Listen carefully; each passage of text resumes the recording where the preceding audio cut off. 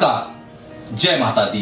प्रेम से बोलिए साचे दरबार की जय, मां मैहर वाली की जय, मां शीतले भवानी, मां वैष्णो देवी की जय। दर्शकों नमस्कार, मैं प्रभाकर द्विवेदी उपस्थित हूं आपके बीच।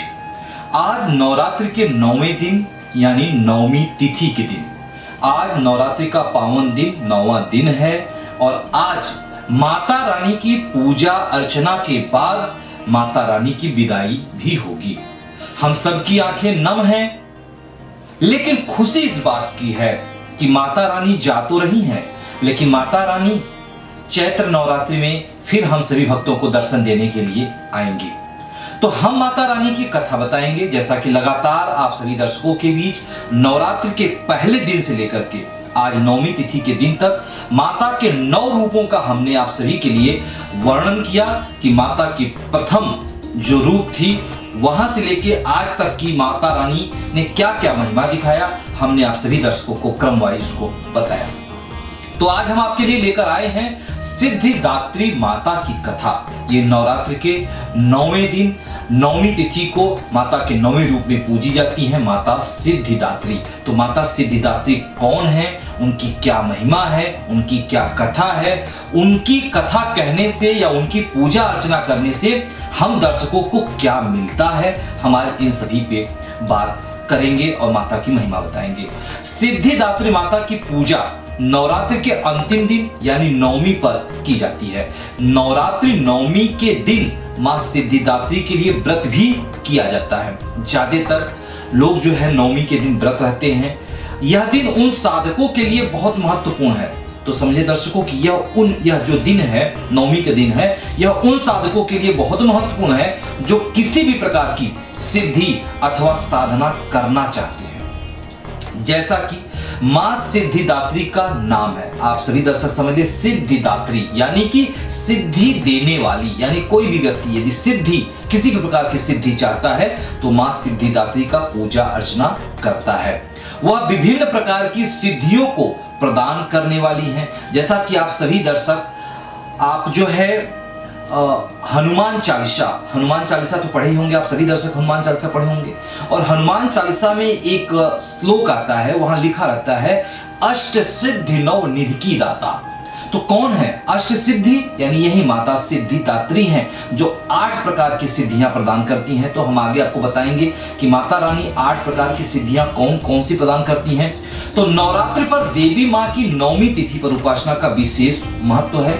नवमी तिथि के दिन मां सिद्धिदात्री की पूजा अर्चना की जाती है। मां सिद्धिदात्री को सिद्धि और मोक्ष की देवी भी कहा जाता है। मान्यता है कि मां दुर्गा के इस रूप की पूजा करने से भक्त को यश, अब ध्यान दीजिएगा दर्शकों, ये मैं आपको 8 प्रकार की सिद्धियां बताने जा रहा हूं कि भक्त को यश, बल और धन की प्राप्ति होती है। और अब हम एक कथा की बात करेंगे। एक पौराणिक कथा के अनुसार भगवान शिव ने मां सिद्धिदात्री की कठोर तपस्या कर 8 सिद्धियों को प्राप्त किया था। साथ ही मां सिद्धिदात्री की कृपा से भगवान शिव का आधा शरीर देवी का हो गया था और वह अर्धनारीश्वर कहलाए। मां दुर्गा का यह अत्यंत शक्तिशाली स्वरूप है। शास्त्रों के अनुसार देवी दुर्गा का यह स्वरूप सभी देवी देवताओं के तेज से प्रकट हुआ है। कहते हैं कि दैत्य महिषासुर के अत्याचारों से परेशान होकर सभी देवता गण भगवान शिव और प्रभु विष्णु के पास गुहार लगाने गए थे। तब वहां मौजूद सभी देवता गण से एक तेज उत्पन्न हुआ। उस तेज से एक दिव्य शक्ति का निर्माण हुआ, जिन्हें मां सिद्धिदात्री के नाम से जाना जाता है। अब एक दूसरी पौराणिक कथा है। पौराणिक कथा के अनुसार मां सिद्धिदात्री के पास, अब हम आपको बताते हैं कि कितनी प्रकार की माता के पास सिद्धियां हैं, अष्ट सिद्धि। तो कौन कौन सी सिद्धियां हैं हम आपको दर्शकों को बताते हैं कि माता सिद्धिदात्री के पास अणिमा, महिमा, गरिमा, लघिमा, प्राप्ति, प्राकाम्य, ईशित्व और वशित्व सिद्धियां हैं। माता रानी अपने भक्तों को सभी 8 सिद्धियों से पूर्ण करती हैं। मां सिद्धिदात्री को जामुनी या बैगनी रंग अति प्रिय है। ऐसे में भक्त को नवमी के दिन इसी रंग के वस्त्र धारण कर मां सिद्धिदात्री की पूजा अर्चना करनी चाहिए। मान्यता है कि ऐसा करने से माता की हमेशा कृपा आपके ऊपर बनी रहती है। तो ये थी माता नवमी पे, ये थी नवमी तिथि पे माता सिद्धिदात्री की कथा। तो आप भक्तजनों को यह कथा कैसा लगा? हमें उम्मीद है कि आपको यह कथा अति प्रसन्न आया होगा, अति पसंद हुआ होगा। तो अब हम बात करते हैं कि आज नवमी की तिथि है और हम सभी माता रानी की आज विदाई कर रहे हैं। 9 दिनों तक माता रानी की हम सभी जो है कलश स्थापित कर कर विभिन्न रूपों से हमने माता रानी का पूजा अर्चना किया।